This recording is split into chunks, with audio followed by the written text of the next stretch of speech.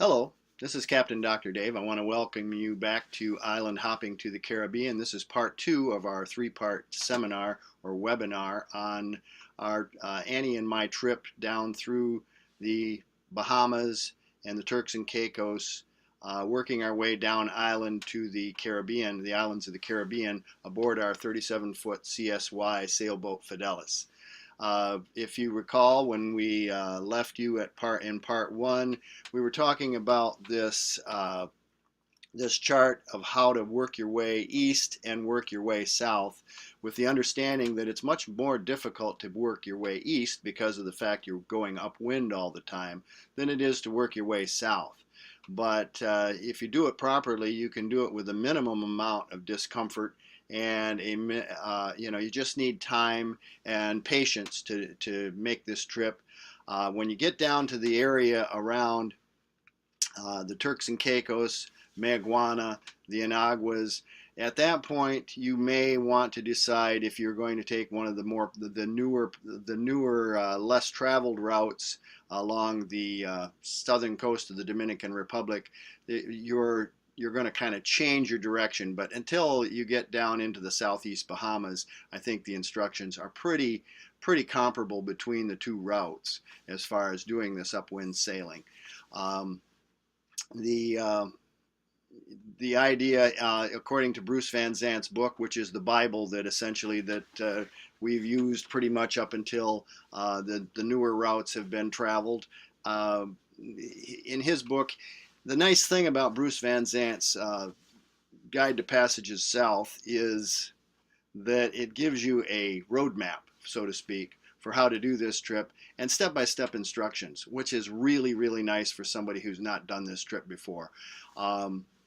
As far as whether or not you want to do the north coast of the Dominican Republic, in my opinion, the north coast of the Dominican Republic is the most difficult part of this trip, but I'm not sure how that compares to having to make the trip around the west end of the Dominican Republic in order to do the south coast.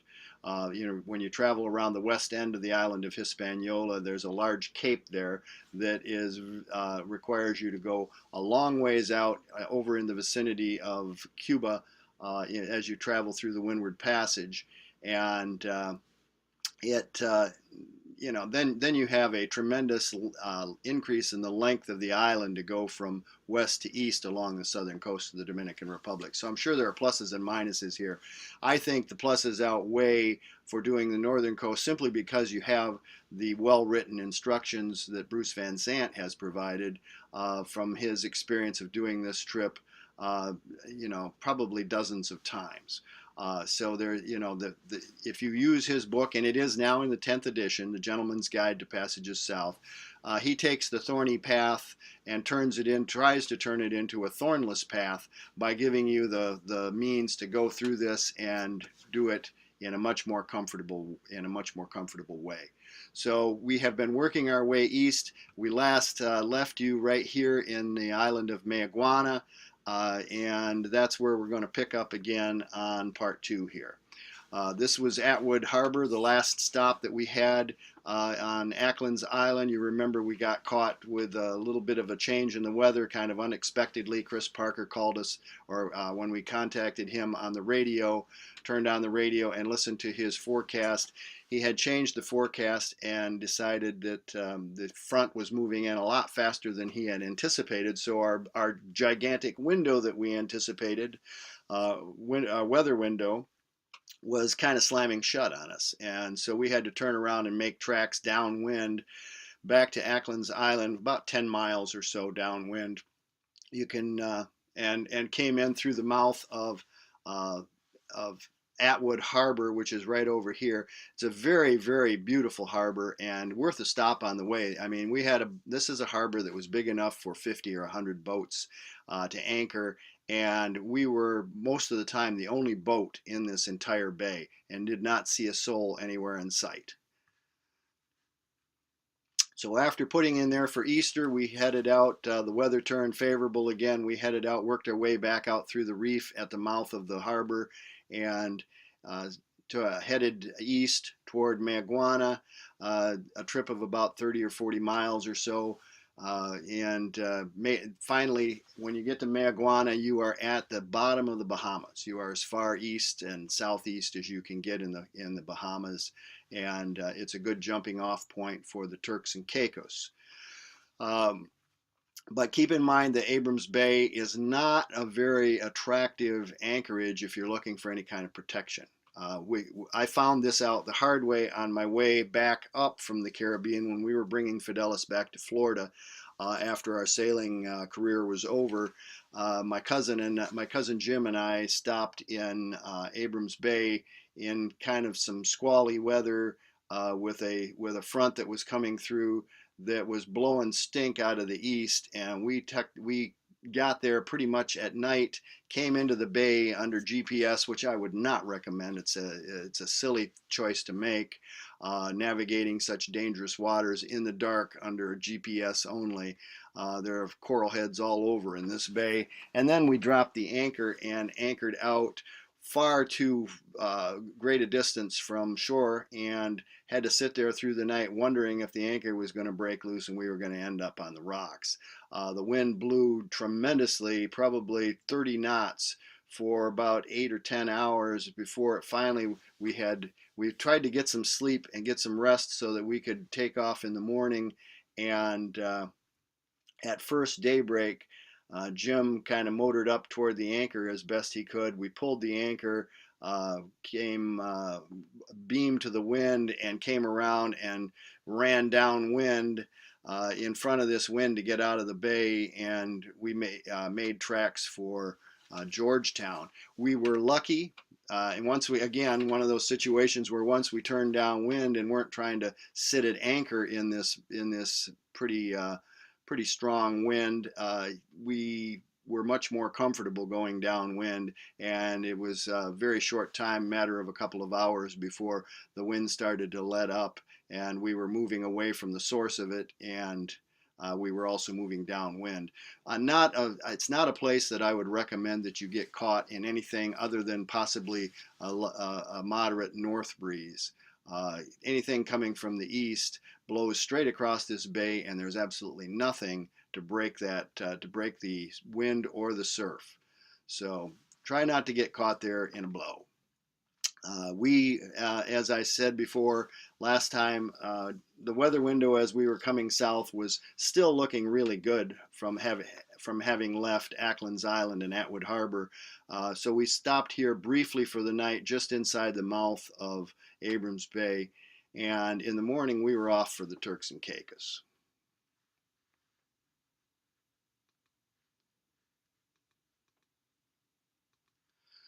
So we get to the Turks and Caicos. Not a bad place to visit. The Turks and Caicos are pleasant. They're just a miniature version of the Bahamas, and at one time were actually part of the Bahamas. We pulled into Sapodilla Bay. I caught a moderate sized mahi mahi as we were making this crossing from Mayaguana to, and as we came onto the banks at the Turks and Caicos, we latched onto a fish and had dinner that night.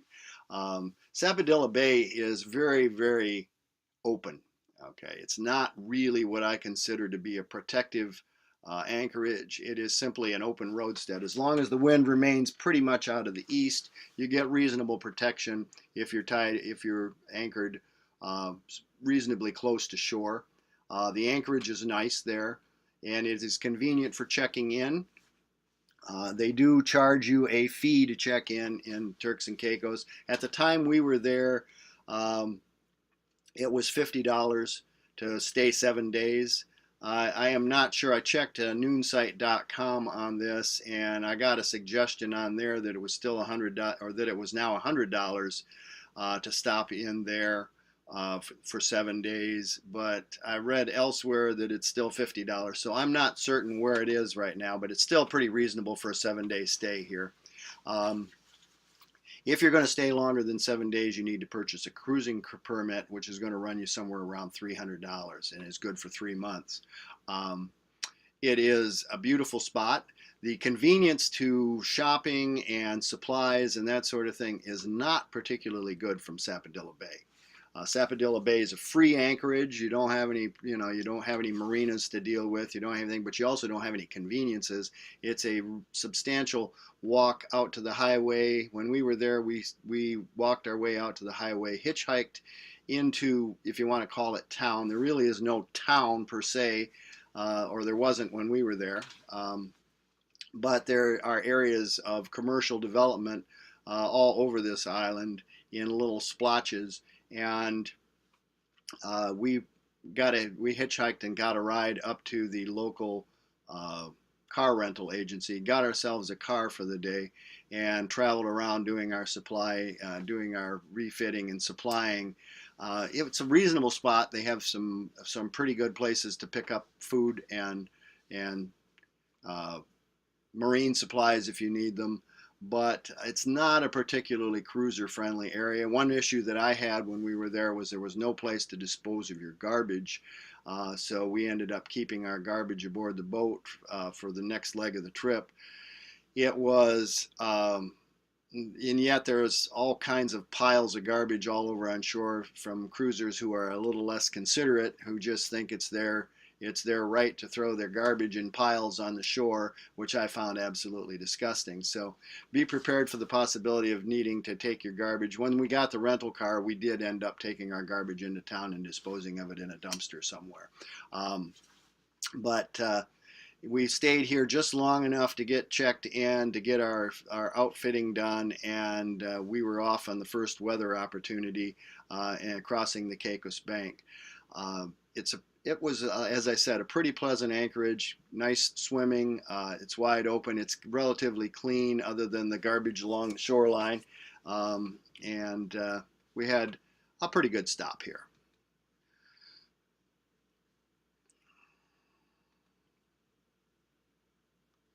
I feel like we're missing a slide here. So what about the Turks and Caicos? Okay, geophysically, the Turks and Caicos is a miniature version of the Bahamas, and it was part of the Bahamas until 1973 when the Bahamas became independent. The Turks and Caicos decided to stay under British rule.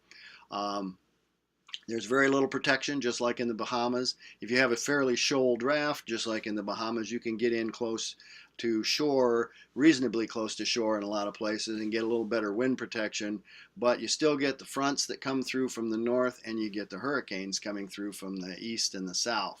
So the track is pretty similar there, and the effects are pretty similar, and the protection is all pretty similar.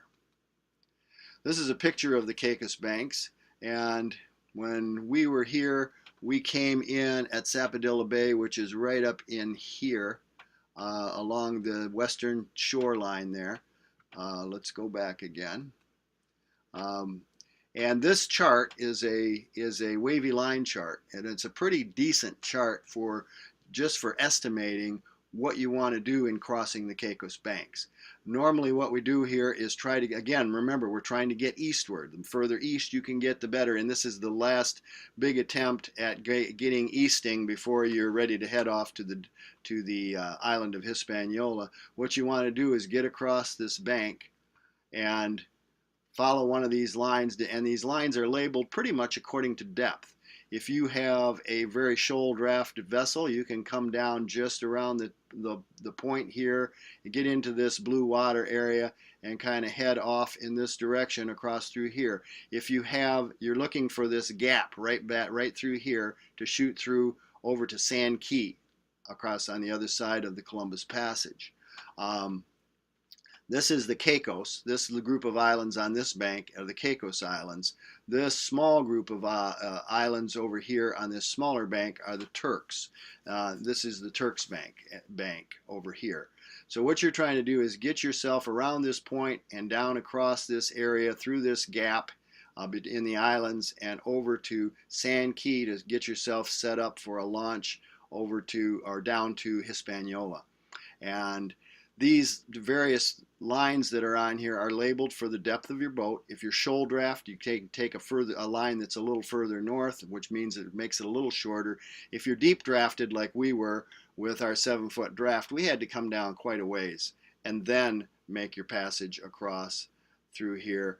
And All these little blips that are on this chart represent um, coral, not coral heads, but small coral patch reefs that are all over on the Caicos banks.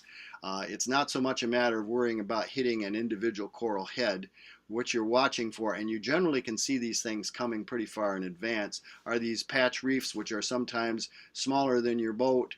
Sometimes they cover half an acre. Okay, they are pretty good size. But if you have decent lighting, get out there on the banks when the lighting is decent. You can see these things coming at you from a couple hundred yards in front of you or more. So it's not that bad crossing these banks if you have good lighting. And remember, where you're trying to get through is this spot down here between these islands, and then down to Sand Key, which is the furthest south that you can get and still have some kind of coverage where you can sit and wait for weather. Here is another illustration of this. The island of Providenciales, or Provo, is right here.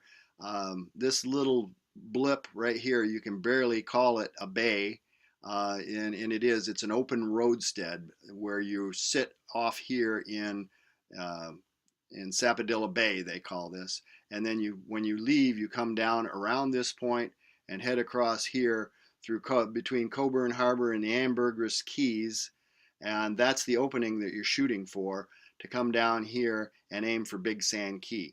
And what you do is you park behind Big Sand Key, which is just a little splotch of sand that's not much higher than your boat. That gives you pretty good protection from the prevailing easterly wind, and you can sit there for a couple of days as long as you don't have any major fronts coming through. And you can sit there for a week or more and wait for the perfect opportunity to make your crossing. So we crossed the Caicos banks, following Bruce's instructions. Now, Bruce had done this particular trip a number of times in a fairly deep drafted sailboat. I think his was a 6-foot draft that he had on his boat, and he wrote his instructions accordingly. Well, technically we were supposed to be kind of like a 6-foot draft with our boat, so we thought we could follow his instructions pretty much to the letter. And he said you could make your trip across the down from Sapodilla Bay to the banks without worrying too much about hitting anything along the bottom. There wasn't going to be anything there. So we kind of went merrily along our way, left at 7 o'clock in the morning, which is a little early. We were planning on a really long day, so we thought we should leave early to make it all the way across the banks. And we didn't have as good a lighting as we might have had. And when we got probably 5 or 10 miles down south of Sapodilla Bay, somewhere along that route, we saw a couple of these little patch reefs. They were quite deep. We weren't too worried about them, but all of a sudden we came upon one that was quite deep, and I couldn't avoid it. We bumped into it. Okay, and there was a crunch. I was afraid that it didn't feel like much. It didn't feel like we did any significant damage to the boat. And just to let you know, it turned out we didn't really do any significant damage to the boat. But I think we probably did a little damage to the reef, which was a little upsetting. So at that point, once the cow was out of the barn and the problem had already happened, then we posted somebody on the bow. I posted Annie on the bow to watch, and actually, I think I posted myself on the bow and had her steer. I was a little unnerved by this event, and we never ran into anything more on the whole trip that we couldn't see well in advance. It might have been the change in the lighting as the day got a little more mature, or it may simply have been that those particular reefs were deeper than the ones that we normally were seeing. So anyway, we came down to the point where it was where we needed to turn to follow the depth on the wavy line chart that we were looking for, and then we turned in an easterly direction and came across north of Ambergris Keys, south of Coburn Harbor, and by the time we got 3/4 of the way across the banks, we were beginning to lose our light, so we had to be a little more careful. Somewhere along, when we had this little passage here in sight, somewhere right in here, we saw a whale in front of us. It didn't breach, but uh, we saw it kind of surface and uh, blow some water, and it was probably half a mile away, something like that. That was our first whale sighting of the trip, so it was kind of exciting for us. And we by the time we got to this mouth, we had lost any kind of useful light, but you don't need any significant light crossing the Columbus Passage here. This is deep water between these two banks. I mean, you're talking a couple thousand feet deep. You got to remember, you're getting close to the Puerto Rican Trench when you get to this part of the ocean, and there's some really deep water that you're going across when you're on open water in these areas. So we came across, and by the time we got to Big Sand Key over here, it was dark. I mean, we came in blind. We were following. We were using our GPS. We were watching for a light on Big Sand Key, and I believe the light was functioning for a short period of time when we got there, and then it quit. But it did give us an indication of where the key was from a distance. But by the time we got there, I think the light had quit, and we came into Big Sand Key in the dark, about 8 o'clock in the evening. You want to be careful approaching Big Sand Key if you go here to drop your hook, because it stays pretty deep right up to the island.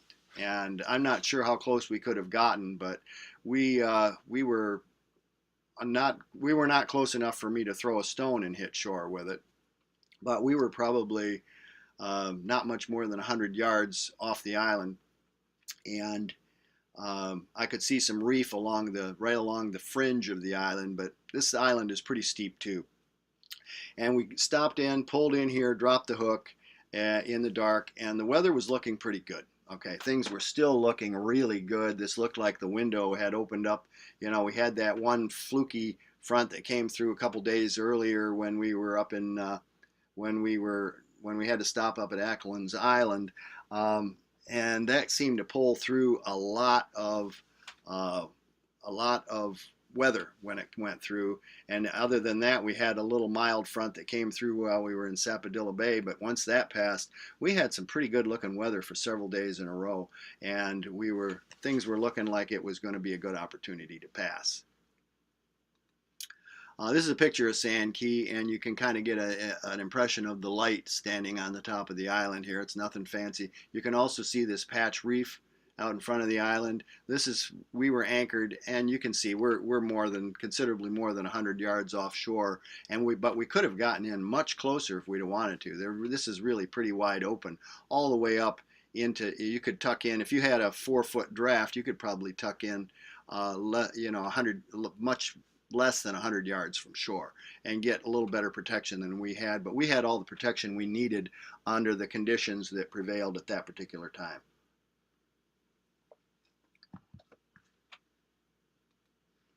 And this is a picture of those patch reefs on the Caicos banks. You can see them off in the distance here, and they're a pretty good distance away. Okay, we're a couple, 3, 4, maybe 500 yards away from these things, and they show up really well when the lighting is good. Now, if you've got a cloudy day, you're going to have trouble with cloud shadows. So what you got to then do is look for whether the dark patch in the water is moving or is it sitting still. But for the most part, it didn't present much of a problem. And as we move further and further east, and we're looking pretty much easterly. As you get further and further east, it gets later in the day. You're starting to lose your light. We had some friends who couldn't make it all the way to Sand Key, so that were kind of they weren't really friends at the time. They were just somebody we had run into once or twice, and they stopped at Ambergris Key for the night to kind of wait things out, and chose to leave from there rather than Sand Key. A valid option. They had a little less draft than we had, so they had a couple more options. That's one of the negatives about carrying a deep draft, is it limits your options in a lot of circumstances as far as where you can stay.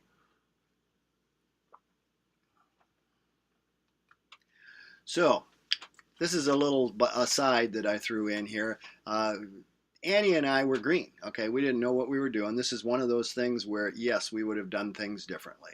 It turns out we had rushed our way, and I keep repeating how we kind of ran through the Bahamas. We rushed down. We spent about a month sitting in Nassau, and then, which is not a particularly great place to visit, but we wasted a lot of time there. Then we headed down through the Exumas like we were in a horse race, which is one of those places where we should have really taken our time. There are other places we missed, the Berry Islands, which are really attractive. As soon as you come off the Great Bahama Bank coming from Bimini and get into the tongue of the ocean, the Berry Islands are right there. Very popular cruising grounds. We got to see them, got to kind of wave as we went by, but we did not even think of exploring them because we were in a hurry to get going. We got down to the Exumas. Again, we were in a hurry to get our way through. Part of that, I think, had something to do with the fact that we couldn't get in as close to as we couldn't get in as shoal of water as we wanted for anchoring purposes because of our deep draft. We were afraid of getting shut out, as I mentioned, with Rum Cay and Conception Island. We were uncertain with the front coming through whether we were going to get caught in a situation like we did at Allen's Key, where we had the deepest draft in the anchorage and were shut out of all of the good spots to anchor, and would have to take the leftovers and put ourselves at risk. That made us nervous. But most of all, we were looking at hurricane season coming, and we were thinking, wow, there's a time limit on how long it's going to take, and we really didn't know how long it was going to take us to get from Bimini down to the Dominican Republic. Our plan was to get to the DR and spend hurricane season in Luperon because we didn't carry any insurance on our boat. The only insurance we had that would allow us to stay in the Caribbean was to get to Luperon, where the hurricane protection was excellent, and hole up there for hurricane season. We didn't know whether hurricane season was, and as every year you don't know whether hurricane season is going to start in June or is it going to start in August. Is it going to start in September? We had to be close enough to the DR to be able to jump across and hole up there in the event that a hurricane started to form up somewhere down there. And this is the part of the Atlantic and Caribbean where, or I should say Atlantic, where we're at right here. This is the part of the ocean where hurricanes have a tendency to form up early in the year. So we wanted to be in a situation where we could make a quick hop over to the DR, and we were concerned about that because we've been listening to Chris Parker on a daily basis and listening to people who were making the crossing, listening to him say, yes, you have a pretty good weather window, the wind's going to shift around with this front and give you a good opportunity to cross over to the DR. And we were concerned with what if those fronts stop coming through. It's the fronts coming down from the north that give you the opportunity to make the crossing to the DR, that change, that alter the wind direction and give you a good crossing. I mean, that's a major crossing of 100 miles to get from San Key down to Luperon, where the protection is, and it's across an extremely exposed, turbulent piece of water that is a little scary if you're not ocean sailors, and you're looking at that water sweeping through that gap between the banks to the north and the island of Hispaniola to the south. It comes through like a huge river, and it seldom settles down, or it seemed to us at that time that it seldom settles down, and that we had to be concerned about catching a weather window that's going to let us make this. What if the hurricane is approaching and we had to make the crossing and we had to choose less than favorable conditions? So we contacted Chris Parker about our concerns. When are these fronts going to stop coming through? How soon should we be making our crossing in order to get across safely? Blah, blah, blah, all of that. Well, Chris kind of misunderstood our inquiry, and he thought our inquiry revolved around wanting wind to make this crossing. Okay, in other words, we're hoity-toity sailors who can't do anything with the engine, and we want to have a good boisterous sail across that stretch of ocean. And that was the furthest thing from our mind. Our engine worked fine. Okay, we just wanted to get there. We wanted to get there as easily as we could. We were concerned about rough seas. We were concerned about having a miserable crossing, and the communication from him was that, well, these fronts will continue probably for another 3-4 weeks yet. And then they start to taper off as the warmer weather approaches, and you'll see less of them come through. So you will run into less opportunities to make that enjoyable sail across to the DR. Well, what we found out once we were in Luperon and we had already made our crossing, and our crossing was okay, it wasn't anything terrible, wasn't anything great. What we found out was that the longer you wait, the better the conditions become for the kind of crossing that we really wanted to have, which is flat calm. All right, I don't need flat calm, but I like the calmer the better.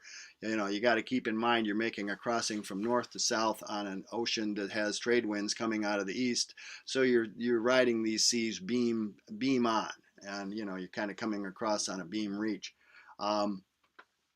And so flatter is more comfortable for the most part, especially if the winds are light, which is, a lot of times what we were looking for. We didn't want major winds because we didn't want major seas. So we found out when we got to the DR, when we got to Luperon, that boats were coming in all through the spring and summer, and boats were still coming in June and July from the north. And those boats were getting absolutely flat calm. People were complaining about the not being able to sail across. It was just too flat, it was just too quiet, there wasn't any wind, all of that sort of thing. So we made our crossing in April, I believe it was, and we could have stayed in the Bahamas another 6 weeks. If we'd have gotten down to the southern Bahamas or hung out in the Turks and Caicos for a couple of weeks. Okay, we probably wouldn't have stayed in the Turks and Caicos because we'd have had to pay that $300. So we could have stayed in the southeast Bahamas, where we had already paid our money to stay in the Bahamas for a whole season, and we could have bounced around and visited all those places that we wanted to see. We could have spent another week, 10 days, 2 weeks, 3 weeks in the Exumas and still made it down. So if I had this to do over, I would probably hang out down in the southeast Bahamas. I'd visit San Salvador. I'd visit Rum Cay and Conception, and maybe even visit some of those little tiny spots like Samana, Samanaki, and the areas down around Mayaguana. There's Mayaguana. It looks like it probably would be decent cruising. There's anchorages of several spots around that island. Would have been a fun place to spend some time. And in the event that you see a weather system forming up, you could still get down to the Turks and Caicos in an overnight sail, or a day sail for that matter, and then cross the Caicos banks and head down to the DR over a period of another 24-48 hours. So you're close enough to be able to get someplace quick if it looks like there's a threat. And generally these threats are seen a matter of several days in advance. So it's something to think about. But as it was, we got there safely and made our crossing, and everything seemed to go well. When we were ready to cross to Luperon, when we were sitting at Sand Key getting ready, the last thing we did before we got ready to cross from Sand Key was to check Chris Parker's weather one more time. The last thing we had heard from Chris, we had a beautiful weather window, everything was looking good, this was a good time to cross, all of that sort of thing. So we're sitting at Sand Key in the afternoon waiting to make an evening crossing. Okay, we had spent the night, slept, I think, and because we got there the night before fairly late, we got a good night's sleep. We got up in the morning and we're thinking, well, if this is the day we're going to leave, we want to leave in the afternoon so we can make an overnight crossing and come into Luperon in the morning. So we turned on the weather that morning, and lo and behold, there's no weather report. Okay, now all we wanted was confirmation from Chris that it was going to be decent, but it turned out we listened on the high frequency radio for him to come on, and he didn't come on. Finally, we made a call just to anybody out there, where is Chris, what's going on? And they said, oh, didn't you know that Chris is not going to be on today because his antenna is down, he's got some construction work going on. So here we are sitting at Sand Key ready to make this crucial crossing, and we don't have any weather. The boat that I mentioned that we had run into before that decided to pull in over to Ambergris Key and spend the night there, uh, were we were well enough acquainted with these folks to be into contact with them periodically. They called us on the VHF because they didn't carry anything in the way of weather information.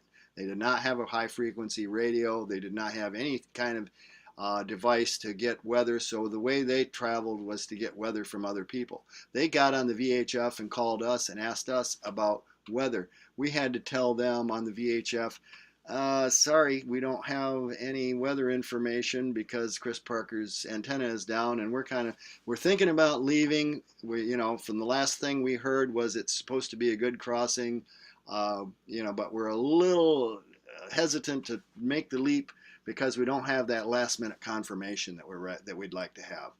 Well, then somebody else came on the VHF. Somebody we had no idea who they were, listening, and they were listening to us, and they said they got a weather fax from a third party and that the weather looks good. Well, this is one of those things where you got to use a little judgment. Bruce Van Zant's recommendations are never take weather from a third party. Never trust anybody else's weather but your own, because you don't know where they got it from. You don't know if it's accurate. You just have no idea. It may just be a rumor. So trusting in somebody else's weather report is a touchy situation. I mean, your life's on the line here. If they're wrong, who are you going to point your finger at? Only at yourself because you were stupid enough to take their recommendation. Well, all we needed was confirmation from a reasonably reliable source, and these people said it was a reliable source. What can I say?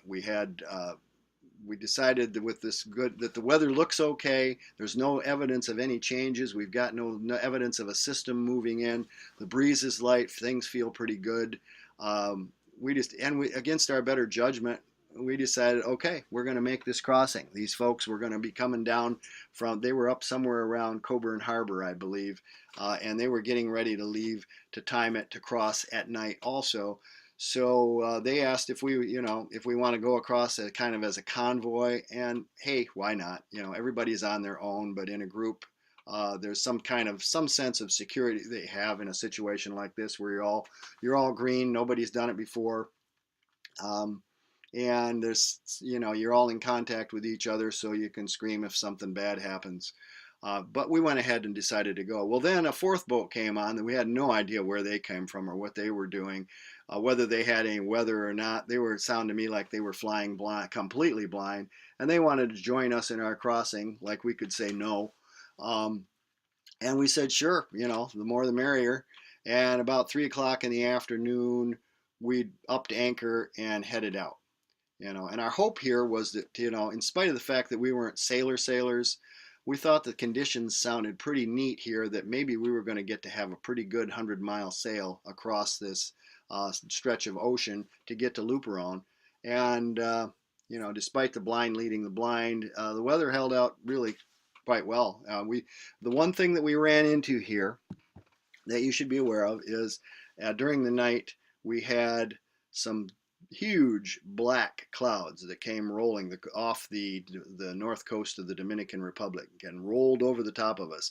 We felt like we were going to get this big squall moving in. It just looked ominous and threatening. And one of the boats we were with, the guys who had picked up the weather fax from the third party, they had radar on their boat. So they could actually see these things coming on radar, and they'd warn us periodically, yes, there's another one coming.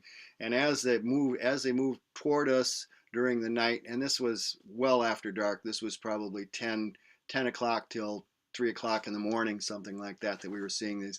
As these squalls moved over us and the sky turned black, all of a sudden the breeze would just die, and our sails would slat, and we'd get kind of unsteady in the water. We lost what little stabilizing effect we had from the breeze, and then you'd rock back and forth and wallow around, and then as it passed, enough breeze would come back to be able to stabilize things again.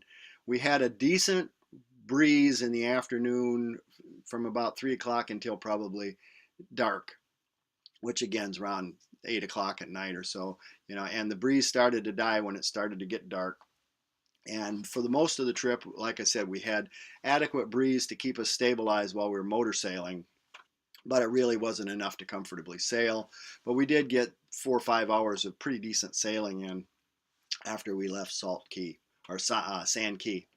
So despite the blind leading the blind, and we never did get any rain out of those little squalls that came over. They were just simply little blurbs, little blebs in the weather that kind of interrupted the prevailing weather. And when they passed, you went back to the normal prevailing weather. So this is a chart of Hispaniola. This is the wavy line chart. Wavy line charts are pretty. And to some extent, they're useful, but most of the time they're just pretty. But they are good small-scale charts that give you a decent idea of the big picture. They're useful for long-distance navigating. And here again, I will point out is Sapodilla Bay right here. Whoops, let's go back. Sapodilla Bay right up here. We came down, crossed the Caicos Bank, came over to about right here, which is Sand Key, and then we left from there to sail and came down. And again, you can see we're still going a little bit upwind. We're still going a little bit easterly, but mostly we only have to go south to get over here to Luperon. If you're going to Luperon, you you have this little area right here that you're headed for. If you're headed for, by chance, going to Ocean World, Puerto Plata area is right over here. It's about 25 miles to the east of there.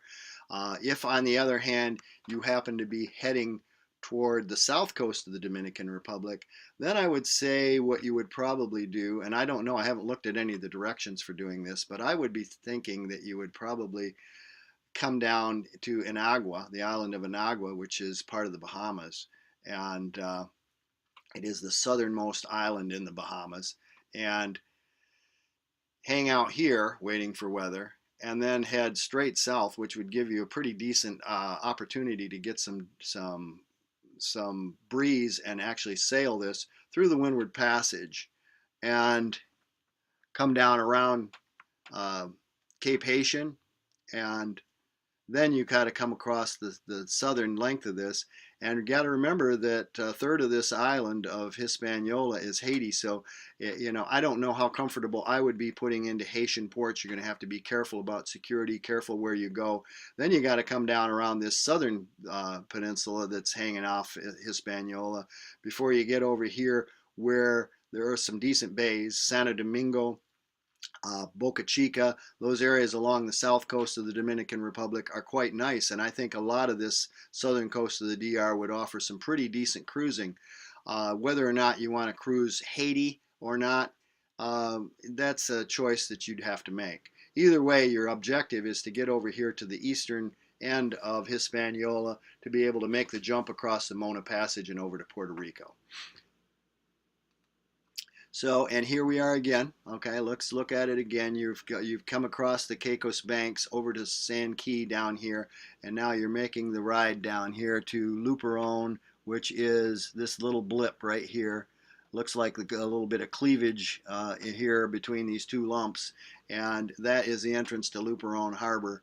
And then the ultimate, the next step in your thing will be after you leave Luperon to do your coastal ride along the north coast down here to Samana, the Bahia Samana, and that's your next opportunity for decent protection before you make the jump to Puerto Rico.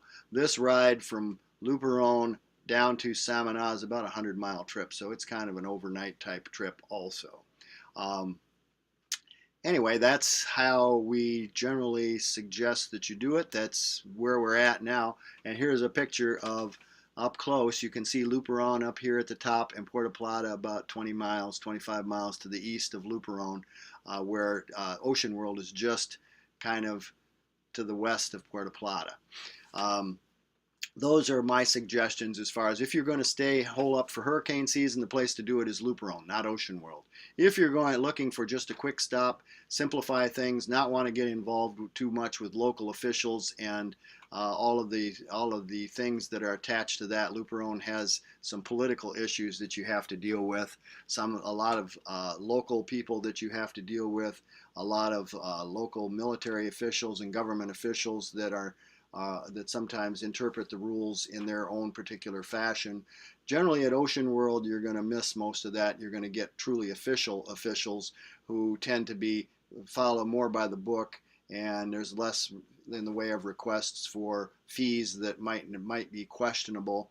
And if you're going to stay only a week or so or a few days, Ocean World is a reasonable choice to make. You're 25 miles further east. It's pretty easy in and out, and the fees are not terribly unreasonable for a marina. If you want to restock, it's easy access to Puerto Plata, good good supply lines. Everything is pretty good from Ocean World. So we come in on the first week of April into Bahia Luperon. It is the actual name of the bay in Luperon is Bahia Blanca. The we the island was looming at daybreak when we came in, and we made a call for assistance to anybody in Luperon who was willing to come out and guide us in. And we got somebody who came out in a dinghy, let us in. We came in as kind of a little flotilla. There were four of us, 4 or 5 boats in a group. We did, by the way, pass a couple of cruise ships at night when we were making this crossing. Attempts to communicate with those cruise ships just to check in with them by VHS radio were unsuccessful. I think those cruise ships have a tendency to kind of maintain radio silence because they don't know who they're talking to and what kind of problems they might invite. But we got in at daybreak on the 5th of April, got somebody to come out and guide us through, and it's a little bit complicated. There's a barrier reef outside Luperon. You have to find your way through that, and then when you get into the mouth of the initial bay, there are 2 sizable bays that go off, one to the east and one to the west. You're going to go into the one to the west. The one to the east is now a private, essentially private water. So you're going to go to the one to the east, which was Bahia Blanca, and drop the hook in there. You'll check in with customs and immigration and agriculture. When we were there, the total of the entry fees was about $60. I don't think it's changed a whole lot from that. $60 US. The time we were there, the peso was 30 pesos to $1. We had a 15-month harbor fee that you were required to pay that was payable at departure. You can get fuel and water both brought out to your boat when you're there. The locals are eager to accommodate and provide services for the boaters because to a large extent it's their own little version of tourism because it's pretty unlikely that anybody else is going to come to Luperon. At the time we were there, there was a modestly priced international resort that was located on the north shore right outside of Luperon Harbor. I believe that has shut down since we were there. It was very economical. You could go there, and if you got a flight into the DR, you could stay at that resort, and it was all inclusive, and you could stay there for about $400 for the week per person. So it was pretty reasonable spot, but it was just not very popular. It wasn't popular with Americans at all. It was popular with the Europeans. This is a picture of Bahia Luperon from up on the balcony at the yacht club on the north shore of the harbor. So you're looking south here. And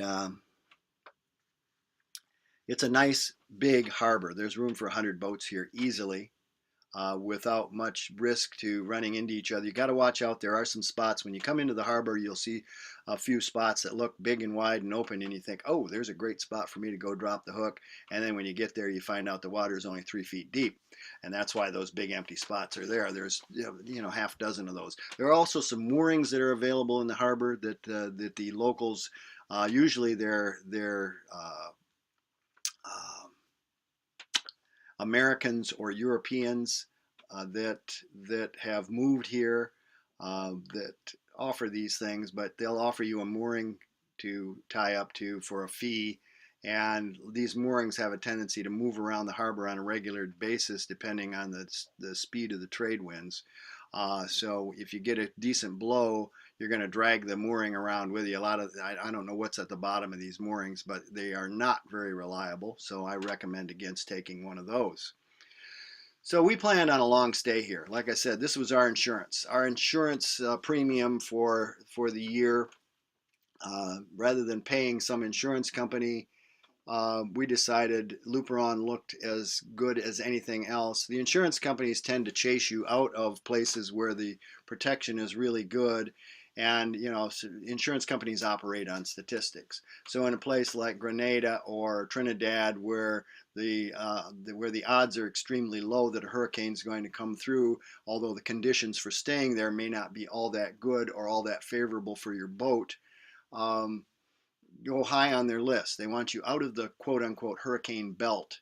So you either have to go north up to the Carolinas, or you have to go Chesapeake Bay, or south down to Grenada, Trinidad, to get insurance, to be able to maintain insurance coverage on your boat for hurricane coverage. As a result, the boats tend to all group and cluster together during hurricane season in areas that are not necessarily that good. And in the event, as it happened in Grenada several years ago, when a hurricane does come through, suddenly you have this huge boat loss of boats all in one place because the insurance companies forced them to go there. So, in my attitude is that what the insurance companies should be encouraging is for people to hole up in a place like Luperon, where you should get a reduction in your premium for the time that you're in Luperon during hurricane season, because the risks there really are minimal. Hurricanes bounce off this island all the time. Hurricanes pass over this island all the time. Very seldom do hurricanes come in from the north, on the north coast of the Dominican Republic. If you look at your normal hurricane tracks, they track on a westerly heading from the coast of Africa, and they tend to sweep across in a westerly direction until they get somewhere near the Leeward Islands or the Antilles in general, and then they start to sweep upward in a northerly direction. Usually they will cross northerly and come up to the north of Hispaniola. If they do happen to come far enough west that they head up toward Hispaniola, they will impact the south coast of Hispaniola. Santo Domingo gets hammered. And then they will break apart because the island of Hispaniola is such a high island. There's a half dozen or more mountain chains on the island, and the mountains are high. I mean, these are the highest mountains in the entire Caribbean basin, and they wreak havoc with a hurricane as it comes across. So by the time the hurricane gets to the north side of the island, all you get is some rain and some light wind. Occasionally a hurricane will come across the north coast of the island, but it deals kind of a glancing blow as it comes across the north side of Hispaniola, and so Luperon is still reasonably well protected. I mean, it's surrounded by hills all the way around this harbor, in addition to being on the north coast of the DR. Hypothetically, the hurricane protection here is about as perfect as you can get. Obviously, you're doing it at your own risk, and in the event that you run into one of those wrong way hurricanes and it were to smash into Hispaniola from the north, yeah, you might get some significant damage in that area. But the protection here is just outstanding. The holding is superlative, and when a hurricane comes along, an awful lot of the boats, when it looks like there's a threat, an awful lot of the boats, ourselves included, tend to kind of wedge up into the mangroves along the edges of the bay to maximize their protection and minimize their exposure. So just some general information on the why we were there. Okay, there's the insurance of being in Luperon is far better than anything monetary that you can get, and it's free essentially. Not only is it free from the point of view you don't have to pay insurance, but it also happens to be one of the cheapest stops as far as living expenses on the whole trip to the Caribbean. You got to keep in mind that then when you're in Luperon, it is a developing nation. It's kind of a third world environment. They turn off when we were there, they were still turning off the electricity in Luperon at 10 o'clock at night. So people who had refrigerators, that sort of thing, had to have wind generators, solar panels, backup energy supplies to keep their refrigerators going all night. You're in a third country when you go to the capital city of the country and the hotels are advertising that they have generators on premises.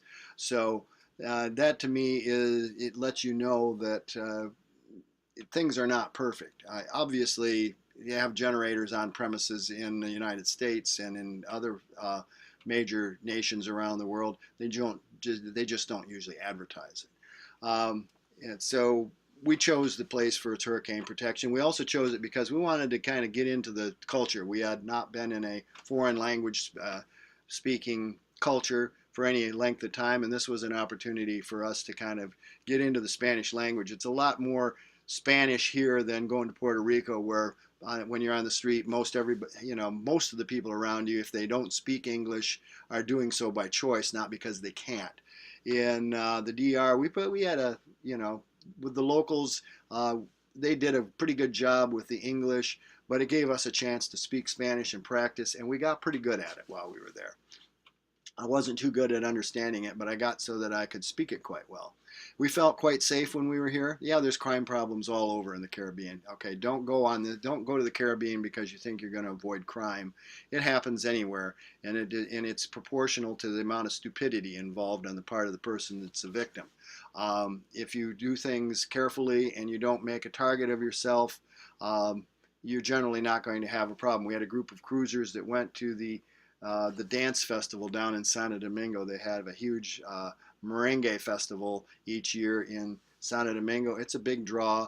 A group of cruisers went down for the festival. They wore their gold jewelry. They carried their wallets, and of course, they got their pockets picked. They got their jewelry stolen. Those are invitations. If you blend into the woodwork, you're already going to be obvious enough that you are a gringo. You don't have to advertise the fact that you're a stupid gringo. So, but we really enjoyed our time in the Dominican Republic, and if you're careful about what you do, it's pretty safe. Certain areas are safer than others, but my feeling is, there are obvious areas that you don't want to go into. If you go to like some of the cities, stay out of the bad neighborhoods, and anybody who takes you there will try to make sure that you don't get anywhere near any bad neighborhoods, but don't go wandering off. This is a picture of the local fresh produce truck that came through, and they unloaded. You could buy your fruits and vegetables right off this truck. They supplied most of the restaurants in town. The blue building across the street there is the local carniceria, which is the butcher shop. That's me sitting on that little red motor scooter there. That was the day we rented motorbikes and went on a little tour.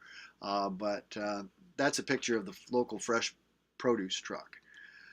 Hurricane season in Luperon. It just so happened that we chose the longest hurricane season in recorded history to make this trip and to hole up in Luperon instead of the usual June or July through September, and thinking about leaving in October and being comfortable with it. This is the year that they ran out of names for the hurricanes. This is the year that the hurricane season extended on into January, I believe. So it was a good season for us to choose to be in Luperon. Is it the best hurricane hole? I'm sure you might get debates from people on that, but in my opinion, of any place that I saw, it blows anything else away. You've got the highest mountains in the Caribbean. Again, there's 7 chains of mountains in the Caribbean. You've got one mountain that's over 10,000 feet high, Pico Duarte, um, and there the protection from hurricanes is tremendous. You're in a bay on the largest island in the Caribbean, okay, other than Cuba. Uh, it is, and you're on the north side of that island, so you are protected from the prevailing direction of the hurricanes coming from the south. The bay is surrounded by really high terrain. Um, the small hills around that surround this bay are at least probably 3 times the height of your mast. So you've got pretty good protection, and you're surrounded by mangroves, and mangroves provides pretty significant protection in the event you do end up getting blown into shore. Unless you're getting blown really hard, you will blow up against them rather than into them.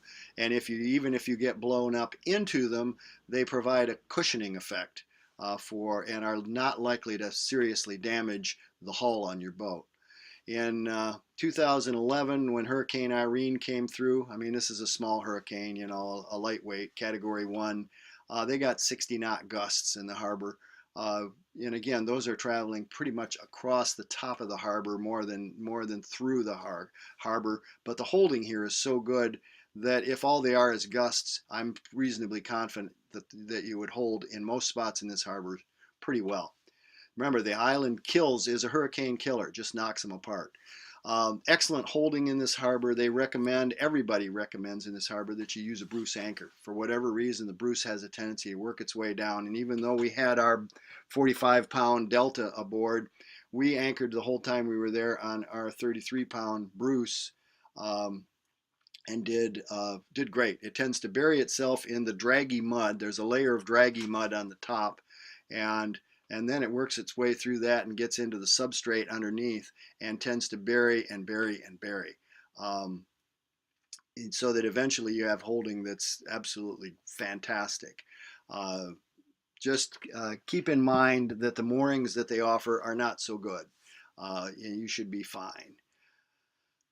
And this is not an advertisement for Bruce anchors. It's generally to the pretty well agreed upon by people. It's considered that you're going to take, usually if you're there, it's going to take you several days for your anchor to get the best hold that you possibly can. It digs in a little better each day. We had one boat that was there for a good portion of the hurricane season, a 56-foot Ted Brewer yacht that sat there for a long time. When they first came in, they put out a CQR, a huge CQR, probably appropriately sized for a boat of that size, and they dragged day after day in the normal trade wind breeze, until somebody lent them a Bruce anchor. And when they put down the Bruce, they held and didn't have a problem the rest of the time they were there. So, if that's not a decent illustration, I don't know what is. It happens routinely, watching boats come in and be sitting up. It's one of the live entertainment things that you do when you're sitting up in the yacht club looking out over the harbor. When a new boat comes in, watch them drop their anchor and then watch them drag. So just something to be aware of. And this is a map of the entrance to Luperon. This came out of Steve Pavlidis's book. This is a pretty good chart, a very useful chart. You can see that out here, and he doesn't really have an illustration of the reefs that are out here, but there are coral reefs out here that kind of come in on each side of this opening. And I was out in my dinghy one day watching a boat bounce its way over the top of one of these reefs. They can, under certain circumstances, you could get some pretty serious damage here. But you come in this entrance and down through this area, down through here, this line is kind of your line to follow. And you can see that you've got some really shoal water over here, not so much over on the eastern side of the entrance. And you come in with a kind of a southerly bearing, and then kind of come around this horn, watch out for the shoaling on the right, and come right down into the harbor. And you can see you got a couple foot spot here, couple foot spot up here by the government dock. There are some other spots in here that are a little on the shoal side, but for the most part, the depths here are actually about as deep as you want. There's also a fairly sizable spot up in here someplace that's fairly shoal. There's this little spot right in here that is considered to be the hurricane hole, if you want to call it that. It's this is like shutting your boat up in a garage, putting it in here. I mean, there's no air movement, and you can get back in there if you've got four foot draft. You can get back in there, and there's usually one or two boats that it's not big enough for more than one or two boats back in here. There's usually a couple of boats that'll get back in here. To me, it's a little bit too much protection and opens you up to being attacked by the bugs. This leg of the bay over here is now privately owned, I think, and is pretty inaccessible. We never even went over here and visited in our dinghy, but this whole thing is pretty good size. It's about close to, it feels like it's pretty close to a mile from the entrance out here all the way up to the government dock. And this is from the government dock. It's a short walk into town. This is the town of Luperon here. The commandancia is located right here. All the officials are right here. They're waiting and watching for you to come in. Here it is live and in person. You can see that there's reef out here on both sides that I've labeled, and you just kind of come down through the mouth, through the entrance, come around the horn here, and come in. You can see that narrow little bay right here that is, there's generally a boat or two in there, especially in the summertime. People will bring a boat in there and park it and leave it. The yacht club's located over here on the northern shore. Bahia Blanco Marina is right here. It's a very popular, reasonably priced marina where the people who are hardcore cruisers do most of their dealings with this marina because they are so cruiser friendly. The East Bay over here, nobody goes in there, and I don't know how much use it gets now. This is a Coast Guard boat down here at the government dock, and you can get an impression of where the more shoal areas are here by the areas that where there's no boats located. But it's a pretty good harbor to get in and out. Protection's wonderful. Access to the open ocean is great. Has a lot going for it. But we spent 8 months here. All right, I played my guitar and sang, did some things in some of the bars there, and wrote some songs while I was there. And one of the lines in one of my songs was "Trapped in a bay where there's no place to play, tempers flaring hotter day by day." There were people who came in as a couple of boats would come in together, and they were friends. And by the time a few months had passed, they weren't speaking to each other. There were literally a couple of fights. There's too much drinking of Presidente beer and too little in the way of things to do, although there's a ton of things to do. There's no place to go by boat where you feel comfortable because the north coast of the DR is so flat that once you leave Luperon, the next place you have a reasonable stop would be Ocean World to the west. There's a little bay to the, if you're heading east, I'm talking. If you go to the west, there's a little bay that has just a modicum of protection from winds that are coming from the east where you could go. But then you got to beat into that easterly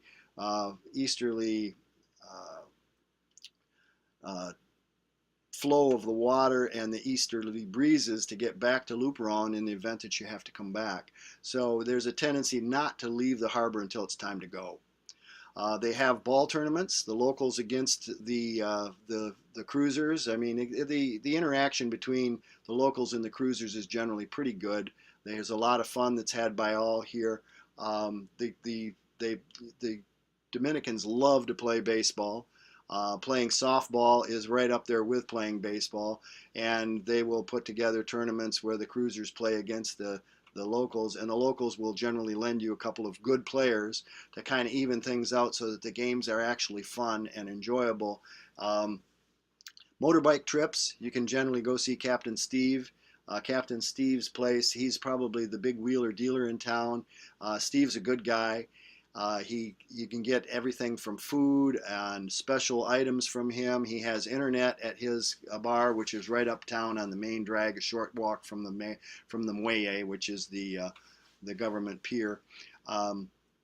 Steve offers just about everything. If there's something you need, go see Captain Steve. He'll find it for you. If he doesn't have it, he'll find it. He rents motorbikes, he has pool tables, he has games, he has internet, he has everything there.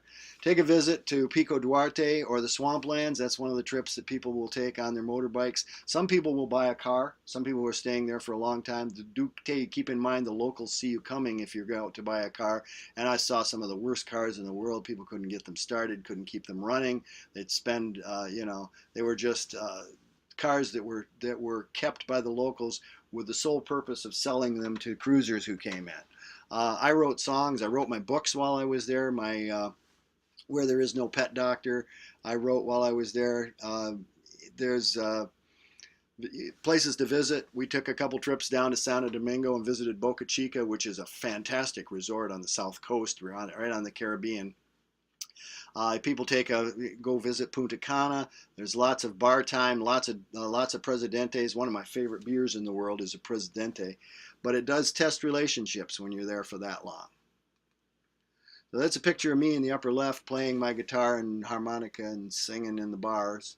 And that one of the things that we did for a diversion up here in the upper right is we hired one of the locals to teach a cooking class once a week. And we got together and learned the Dominican cuisine, how to prepare it, got some recipes. It was a lot of fun. Down the lower left is Annie.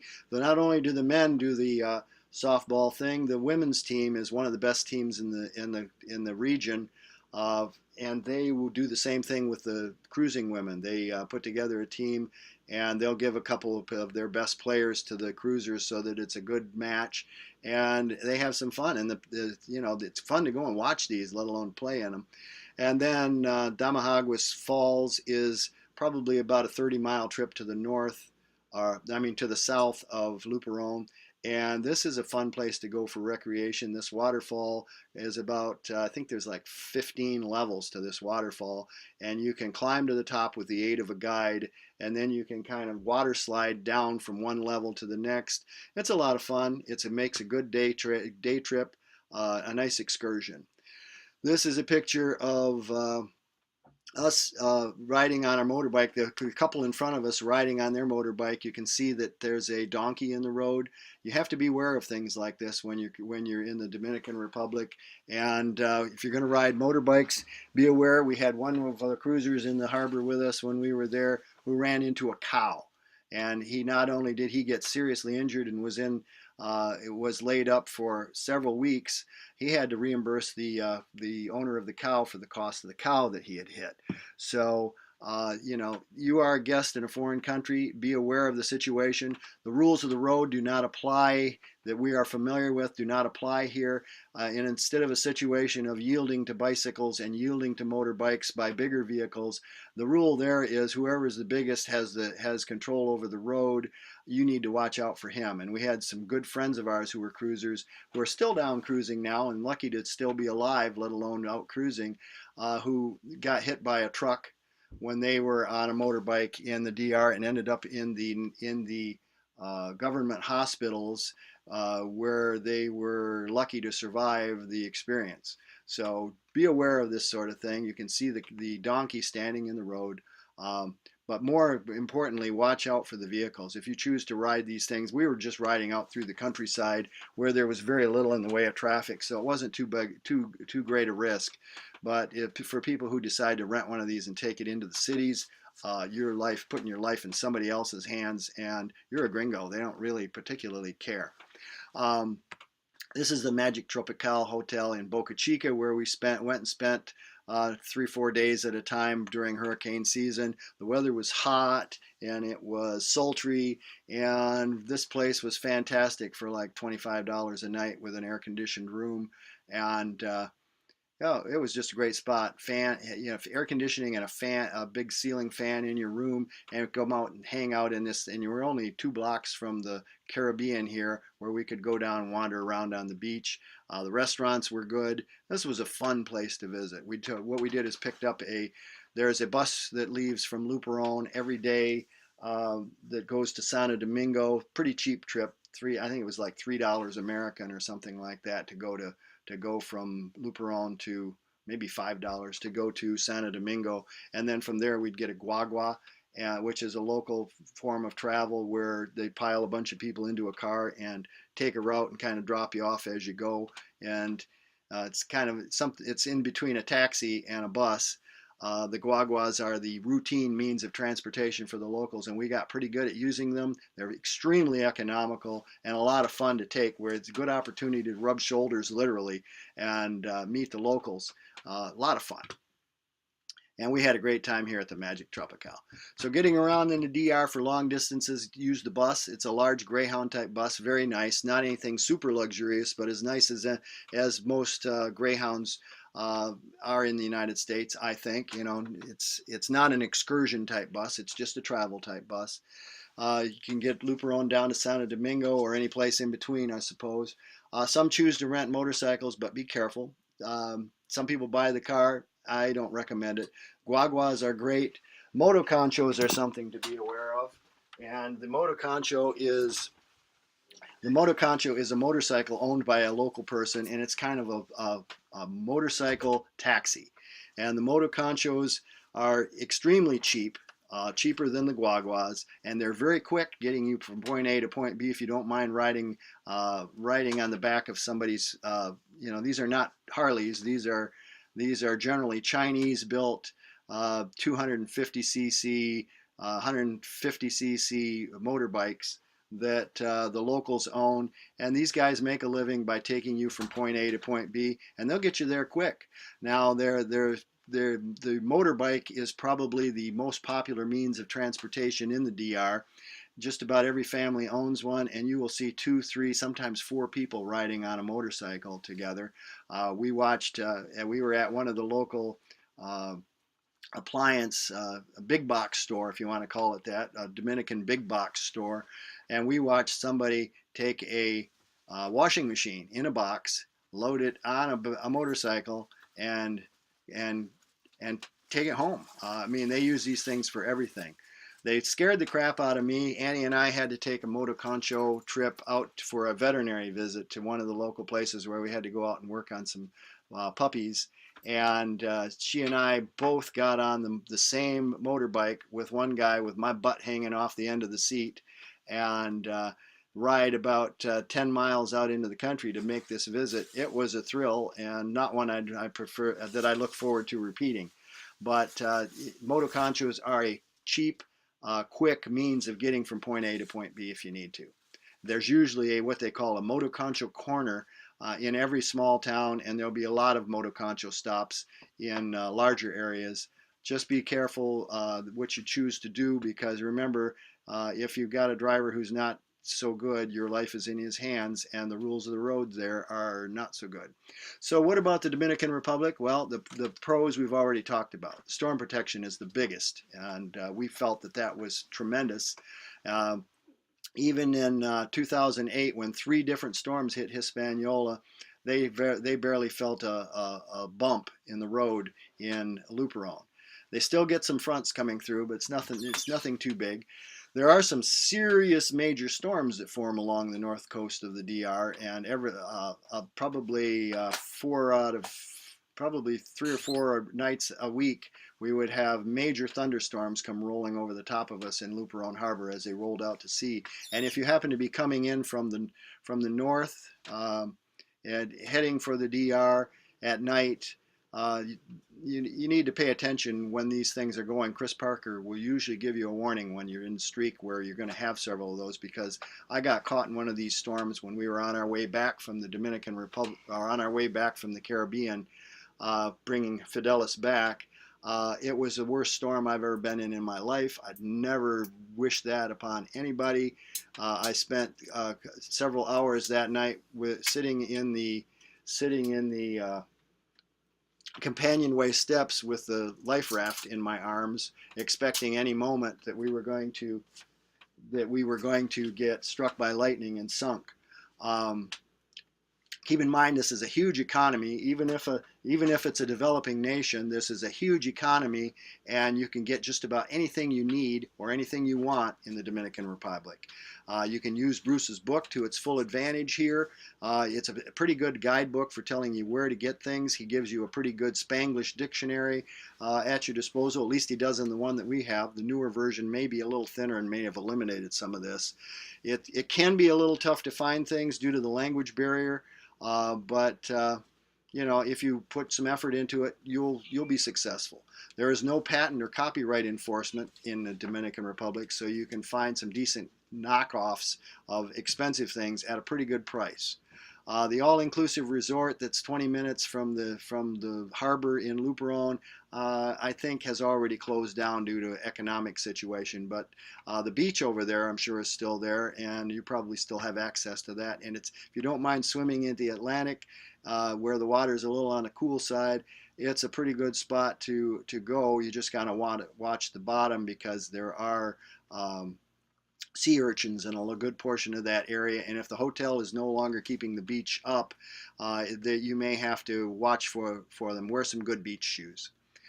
So how about the downside? A lot of the cruisers find the DR less than satisfying. There are health issues. We had problems with the local bottled water. The people who spend any significant amount of time there, or the gringos who live there, have complaints about the parasite. They call it the parasite. I suspect it's either Giardia or some type of amoebic dysentery that goes around periodically that people get from supposedly from drinking the water. We drank our water from our water maker the whole time we were there. We had a Spectra water maker, and I was really leery of using it, but we used it and drank the water from the harbor. We chlorinated it after we made it, but we never had any problems at all. We ate in the local restaurants. We ate the local food in the local restaurants. We never had any problem with the parasite. So I'm not sure what that problem is all about, but I do give you fair heads up on it. The bay is contaminated. It is terrible for swimming or diving. There are critters living in the water here that when I had to dive my anchor, and one of the things that you will find here if you anchor is that things grow on your anchor rod at a tremendous rate and on the bottom of your boat. And if you're there for a couple of months, you're going to measure the bottom growth on your boat in inches. So I generally would dive once every week or two on the boat with my dive gear and clean the bottom and try to keep up with all of this.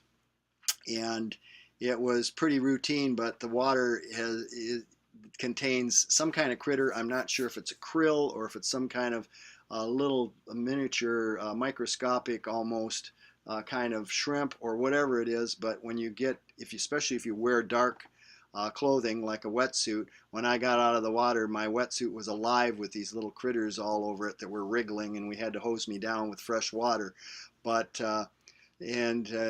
that's not very appealing. They get in your ears and in your face and in your beard. So just be aware of that. But somebody's going to have to clean the bottom of your boat on a regular basis if you spend any significant time here. For the language issues, I recommend Kathy Parsons' Spanish for Cruisers, which is a type of dictionary that allows you to look up phrases and useful information. Has a lot of cruiser-specific terms in it. So if you need boat parts, you need to know the term for a cotter pin or the term for a transmission or whatever the case may be, the term for a cleat, various nautical terms. She has everything translated into Spanish, very easy to look up. So that's a good, useful tool for you if you're going to spend any significant time here. She also has a French version for those of you who are going to go to the French islands. One of the issues that people had problems with, myself included, was all of the constant bickering among the expatriates, getting upset with somebody because you went to somebody else's establishment and spent your money instead of coming to theirs. Oh, I thought you were a friend of mine. What are you doing going to his place and having dinner? That kind of thing gets old in a hurry. And it is significant enough that some people get upset and don't want to be there any longer. So, those are some of the downside. But for the most part, we had a great time there. And now you need to know that there are alternatives. Ocean World Marina is just about 20 miles to the east of Luperon. It's a for a quick stopover if you're going to stay a few days. You don't have the politics of Luperon. You don't have the Comandancia and their quirky little rules and their quirky little charges that are questionable in their legality. In Ocean World, you have official government officials that keep within the bounds of what they're supposed to do. It's very secure. Okay, I mean it is pretty well enclosed. It's walled off by a rock, piles of rock type of breakwater all the way around the marina with with a entrance that's reasonably well protected. You don't want to come and go during a serious northerly swell. It could be a little tough getting in and out of Ocean World, but under most conditions, it's an excellent little marina. We did stop there and spend a night there on our way back, bringing the boat back north from the Caribbean. And keep in mind that there is now a South Coast alternative. If you're interested in researching this, I've given you some websites here where you can look at some free cruising guides and get some ideas on how to do it that route. I'm sure it would mesh quite well with what I've already given in this presentation. Do remember that you don't want to plan on hurricane holing on the south coast of the DR if you can avoid it. It is very, very exposed to storms as opposed to the north coast. If you're looking for hurricane protection, Luperon is the spot. And be careful with Haiti if you're going to go around the west end of Hispaniola. Keep in mind that there are some security issues with dealing with Haiti. The Ocean World Marina is located in Cofresi, which is, as I said, near Puerto Plata. It's kind of most of the way from Luperon to Puerto Plata. You will find the Ocean World Marina. It is a nice alternative for a short stay. You do have to spend the money. We found that when we spent the night there, it cost us somewhere around $66. This was several years ago, so it's probably $75 a night or more by now for a 40-footer. It's a nice facility. They got a beautiful pool that wraps all the way around the building that's there. They have easy access to the fuel dock, full service. Puerto Plata and all the provisions you might want to get are just a cab ride away, and it's pretty close to Puerto Plata, so pretty close and easy to get to some of the real stores that have good, close to American supplies as you're going to find. I calculated at the time that we were there, looking at their rates, that for if you were going to spend 3 months there, which I don't recommend because, like I said, it's not, the hurricane protection there is not good. If a major storm were to come through, I don't consider it to be anything comparable to Luperon. But if you're going to stay there for 100 days in a 40-foot boat, it would cost you somewhere around $5,000. Remember, all the government officials are here. It's about $150 just to check in here. Costs significantly more than it costs in Luperon because the marina has to compensate these officials for staying there and being available at the marina. So the cost of checking in here is more than it's going to be in Luperon. On the other hand, that may be somewhat offset by the if you're going to spend any amount of time, by the protection you get in Luperon and by the fact that you don't have to pay a significant amount to anchor in Luperon. But the $150 is not bad if you're just going to make a quick stop and move along. Luperon is better in a storm, and keep in mind that you don't want to try coming into Ocean World in a major swell. This is some pictures of Ocean World. You can see the building off there behind the stern of my boat. This is us tied up alongside. You can see the rock breakwater that surrounds this thing. It kind of sticks out like a big pimple on the coast of the north coast of the DR, and it's exposed from the east and the west and the north. So this rock wall is essential, but you get very little feel of swell even when a swell is running when you're in here. Here's a picture of the Dominican buffet, the food buffet that they offer every night at this marina. And a picture of the pool. The pool winds around this building by probably 270 degrees all the way around the outside of this building, and it's really quite a nice pool. And here we are showing where we are as of right now. You can see again here, this is the same map. Florida coast is up here on the upper left. We came across to Bimini, across the Bahama Banks, over to Nassau, across what's called the Yellow Banks, this arm of the Grand Bahama Bank, and then came down the Exumas to Georgetown, crossed over Exuma Sound around the top of Long Island, and came down to Acklands, and I ended up at Acklands Island for a brief stay over Easter. And then we headed over to Mayaguana, which is right down here, then down to the Turks and Caicos, across the Caicos Banks to Salt Island, or to Sand Key, I'm sorry, I keep calling it Salt Island, and then down to Luperong, which is where we are right now. We're getting ready here, hold up for the hurricane season, getting ready to leave and follow the north coast of the DR over to across the Mona Passage and to Puerto Rico. And that is the end of the second session. I thank you for your time. I will have the third session available for you soon, and I hope you enjoyed it. If you have any questions or issues, go to islandhoppingtothecaribbean.com and sign on for our blog, or just ask me a question. I'll try and get back to you as soon as we can. Thank you for your time.